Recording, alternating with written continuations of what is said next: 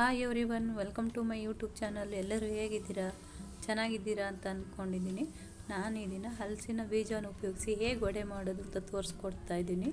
ಯಾರು ಕೂಡ video skip ಮಾಡದೆ ಕೊನೆ ತನಕ ನೋಡಿ. ಇನ್ನೂ ಯಾರೆಲ್ಲ ನಮ್ಮ ಚಾನಲ್ನ ಸಬ್ಸ್ಕ್ರೈಬ್ ಮಾಡ್ಕೊಂಡಿಲ್ವೋ ಪ್ಲೀಸ್ ಸಬ್ಸ್ಕ್ರೈಬ್ ಮಾಡ್ಕೊಂಡು ನೋಡಿ, ಸಪೋರ್ಟ್ ಮಾಡಿ. ಬನ್ನಿ ಹೇಗೆ ಮಾಡೋದು ಅಂತ ನೋಡೋಣ. ಇಲ್ಲಿ ಹಲಸಿನ ಬೀಜನ ಚೆನ್ನಾಗಿ ತೊಳೆದು ಒಣಗಿಸಿಟ್ಕೊಂಡಿದ್ದು ಅದನ್ನು ಏನಾದರೂ ಒಂದು ಕಲ್ಲಿಂದ ಯಾವುದಾದ್ರೂ ಒಂದು ವಸ್ತುವಿಂದ ಜಜ್ಜಿದ್ರೆ ಮೇಲ್ಗಡೆ ಸಿಪ್ಪೆ ಓಪನ್ ಆಗುತ್ತೆ. ಅದನ್ನು ಈ ಥರ ಕೈಯಿಂದ ತೆಗಿಬೇಕು. ಆರಾಮದಲ್ಲಿ ಬಿಡಿಸ್ಕೋಬೋದು ಮೇಲ್ಗಡೆ ಸಿಪ್ಪೆನ. ಈ ಥರ ನೋಡಿ, ಈ ಥರ ಜಜ್ಜಿದ್ರೆ ಆಯಿತು. ಈ ಥರ ಸಿಪ್ಪೆ ಎಲ್ಲ ಓಪನ್ ಆಗುತ್ತೆ. ಆರಾಮದಲ್ಲಿ ಬಿಡಿಸ್ಕೋಬೋದು ಇದನ್ನು, ಈ ಥರ ಸಿಪ್ಪೆನ. ನೋಡಿ, ಈ ಥರ ಎಲ್ಲ ಸಿಪ್ಪೆನೂ ತೆಗೆದಿಟ್ಕೊಂಡಿದ್ದೀನಿ.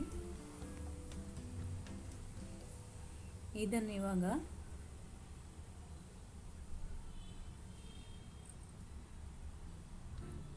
ಕುಕ್ಕರಿಗೆ ಹಾಕಿ ಮತ್ತೊಮ್ಮೆ ಇನ್ನೊಂದು ಸಲ ತೊಳೆದುಕೊಂಡು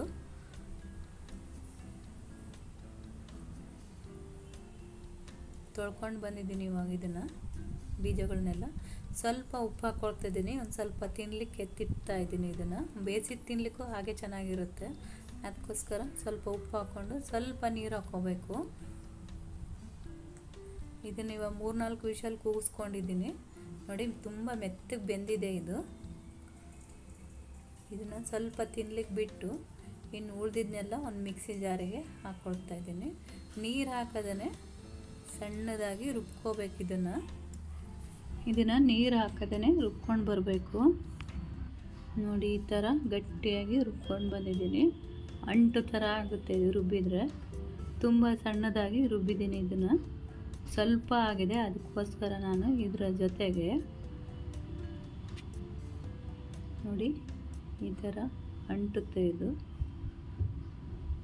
ಸಣ್ಣದಾಗಿ ರುಬ್ಕೊಂಡಿದ್ದೀನಿ, ತರಿಯಾಗಿ ಏನು ರುಬ್ಬಿಲ್ಲ ಇದನ್ನು. ಈಗ ಇಲ್ಲಿ ಒಂದು ಬೌಲಷ್ಟು ಕಡಲೆಬೇಳೆಯನ್ನು ನೆನೆಸಿಟ್ಕೊಂಡಿದ್ದೀನಿ. ಇದನ್ನು ಸಹ ಸ್ವಲ್ಪ ಸಣ್ಣದಾಗಿಯೇ ರುಬ್ಕೊಳ್ತೀನಿ. ಸ್ವಲ್ಪ ತರಿ ಇರುವ ಹಾಗೆ ರವೆ ಥರ ರುಬ್ಕೊಳ್ತೀನಿ. ಇದಕ್ಕೂ ಕೂಡ ನೀರು ಹಾಕೋದಿಲ್ಲ. ಇದಕ್ಕೆ ಸ್ವಲ್ಪ ಶುಂಠಿ, ಬೆಳ್ಳುಳ್ಳಿ 1 ಗೆಡ್ಡೆಯಷ್ಟು,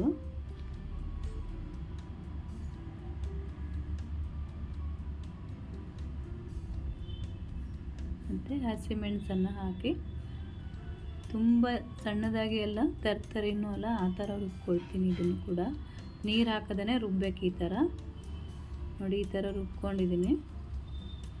ಇದಕ್ಕೆ ಇವಾಗ ಇನ್ನೊಂದು ಸ್ವಲ್ಪ ಕಡಲೆಬೇಳೆಯನ್ನು ಹಾಕಿ ಸ್ವಲ್ಪ ಒಂದು 2-3 ಆನ್ ಆಫ್ ಮಾಡಿದರೆ ಸಾಕು ಮಿಕ್ಸಿಯನ್ನು.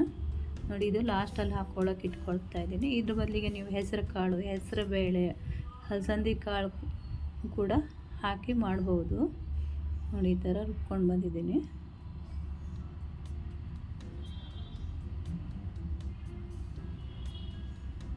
ನೋಡಿ, ಇವಾಗ 2 ರುಬ್ಕೊಂಡಾಗಿದೆ. ಇವಾಗ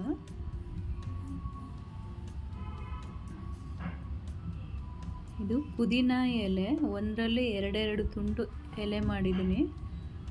ಅರ್ಧ ಕಟ್ ಮಾಡಿ ಹಾಕಿದ್ದೀನಿ, ಅಂದರೆ ದೊಡ್ಡದು ಸಿಗಲಿ ಅಂತೇಳಿ. ಕರಿಬೇವನ್ನು ಕೈಯಲ್ಲೇ ಈ ಥರ ಚಿಕ್ಕದಾಗಿ, ತುಂಬ ಚಿಕ್ಕದು ಕಟ್ ಮಾಡಿಲ್ಲ, ಹಾಗೆ ಕಟ್ ಮಾಡಿ ಹಾಕಿದ್ದೀನಿ. ಕೊತ್ತಂಬರಿ ಸೊಪ್ಪು, ಪುದೀನ ಎಲೆ ಮಧ್ಯೆ ಸಿಗುವಾಗ ತುಂಬ ಚೆನ್ನಾಗಿರುತ್ತೆ ಫ್ಲೇವರ್ ಕೂಡ. ನಾನು ಹಾಗಾಗಿ ಚಿಕ್ಕದಾಗಿ ಕಟ್ ಮಾಡಿ ಹಾಕಿಲ್ಲ, ದೊಡ್ಡ ಎಲೆನ ಹಾಗೆ ಹಾಕ್ಕೊಂಡಿದ್ದೀನಿ. ಇಲ್ಲಿ ದೊಡ್ಡದು 2 ಈರುಳ್ಳಿಯನ್ನು ಚಿಕ್ಕದಾಗಿ ಕಟ್ ಮಾಡಿ ಹಾಕ್ಕೊಳ್ತಾ ಇದ್ದೀನಿ. ಇವಾಗ ಕಡಲೆಬೇಳೆ ಲಾಸ್ಟಲ್ಲಿ ಸ್ವಲ್ಪ ಉಳಿಸ್ಕೊಂಡಿದ್ದನ್ನು ಹಾಕ್ಕೊಳ್ತಾ ಇದ್ದೀನಿ. ರುಚಿಗೆ ತಕ್ಕಷ್ಟು ಉಪ್ಪು,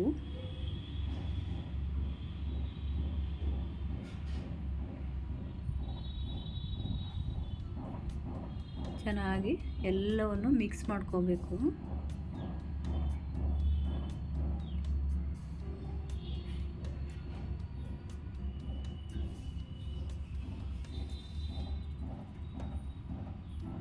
ನಾನು ಇದನ್ನು ಹೊಸ ಆ್ಯಪಿಂದ ವಿಡಿಯೋ ಮಾಡ್ತಾ ಇದ್ದೀನಿ. ಅಷ್ಟು ಇದು ಫಸ್ಟ್ ವಿಡಿಯೋ ಮಾಡ್ತಾ ಇರೋದು, ಅಷ್ಟು ಗೊತ್ತಾಗ್ತಾ ಇಲ್ಲ. ನಾನು ಯಾವಾಗಲೂ ವೀಟೋದಲ್ಲಿ ಎಡಿಟ್ ಮಾಡಿ ಹಾಕ್ತಾಯಿದ್ದೆ. ಅದು ವೀಟೋ ಯಾಕೋ ಓಪನ್ನೇ ಆಗ್ತಾ ಇಲ್ಲ. ಅದಕ್ಕೋಸ್ಕರ ಇದು ಹೊಸ ಆ್ಯಪ್, ಇದು ವೈಟಿ. ಇವಾಗ ಕಲಿಸ್ಕೊಂಡು ಆಗಿದೆ ಚೆನ್ನಾಗಿ ಎಲ್ಲವನ್ನು. ಈಗ ಒಂದು ಬೌಲಲ್ಲಿ ನೀರು ಇಟ್ಕೊಂಡು ನೋಡಿ, ಈ ಥರ ಮಾಡಿ ಆದರೂ ಹಾಕ್ಬೋದು. ನಿಮಗೆ ಎಷ್ಟು ದೊಡ್ಡದು ಬೇಕು, ಎಷ್ಟು ಚಿಕ್ಕದು ಬೇಕು ನೋಡ್ಕೊಂಡು ಮಾಡ್ಬೋದು. ಮಧ್ಯೆ ಹೋಲ್ ಮಾಡಬೇಕು ಅಂತ ಇಲ್ಲ, ನಾನು ಹಾಗೆ ಸುಮ್ಮನೆ ತೋರಿಸ್ತಾ ಇದ್ದೀನಿ.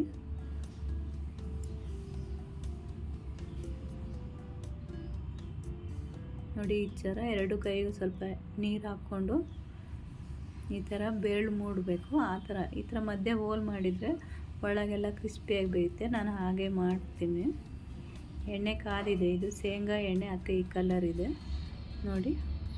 ನಾನು ಇಲ್ಲಿ ಮಧ್ಯೆ ಹೋಲ್ ಮಾಡ್ತಾ ಇಲ್ಲ, ಹಾಗೆ ತೆಳುವಾಗಿ, ತುಂಬ ದಪ್ಪ ಅಲ್ಲ ತುಂಬ ತೆಳುವಲ್ಲ, ಆ ಥರ ಮಾಡಿ ಎಣ್ಣೆಗೆ ಹಾಕ್ತಾಯಿದ್ದೀನಿ. ಚೆನ್ನಾಗಿ ಕಾದಿತ್ತು ಎಣ್ಣೆ. ನಿಮಗೆ ಎಷ್ಟಾಗುತ್ತೋ ಅಷ್ಟು ಎಣ್ಣೆಯಲ್ಲಿ ಹಾಕ್ತಾ ಹೋಗಬೇಕು. ಅಂದರೆ ತುಂಬ ಆದರೆ ಚೆನ್ನಾಗಿ ಬೇಯಲ್ಲ. ಬಾಣಲಿ ಎಷ್ಟು ಹಿಡಿಸುತ್ತೋ ಅಷ್ಟನ್ನು ಹಾಕಿ ಎರಡೂ ಕಡೆ ಚೆನ್ನಾಗಿ ಬೇಯಿಸ್ಕೋಬೇಕು. ಇಲ್ಲಿ ಮೈಸೂರಲ್ಲಿ ಡೈಲಿ ತುಂಬ ಜೋರಲ್ಲ, ತುಂಬ ಸಣ್ಣದಾಗಿ ಅಲ್ಲ, ಹಾಗೆ ಥಂಡಿ ವಾತಾವರಣ ಇತ್ತು, ಸಣ್ಣದಾಗಿ ಮಳೆ ಬರ್ತಾಯಿತ್ತು. ಅದಕ್ಕೋಸ್ಕರ ಮಾಡಿದ್ದು ಟೀ ಜೊತೆಗೆ ಅಂತ ಹೇಳಿ. ತುಂಬ ರುಚಿಯಾಗಿರುತ್ತೆ ತಿನ್ನಲಿಕ್ಕೆ, ಟ್ರೈ ಮಾಡಿ.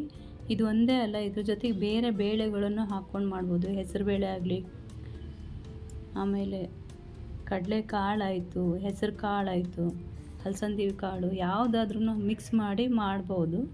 ತುಂಬ ಚೆನ್ನಾಗಿರುತ್ತೆ, ಟ್ರೈ ಮಾಡಿ ಒಮ್ಮೆ. ನೋಡಿ, ಈ ಥರ ಆಗಿದೆ, ತುಂಬ ಕ್ರಿಸ್ಪಿಯಾಗಿ ಬರುತ್ತೆ, ತುಂಬ ರುಚಿಯಾಗಿರುತ್ತೆ. ಟ್ರೈ ಮಾಡಿ ಒಮ್ಮೆ.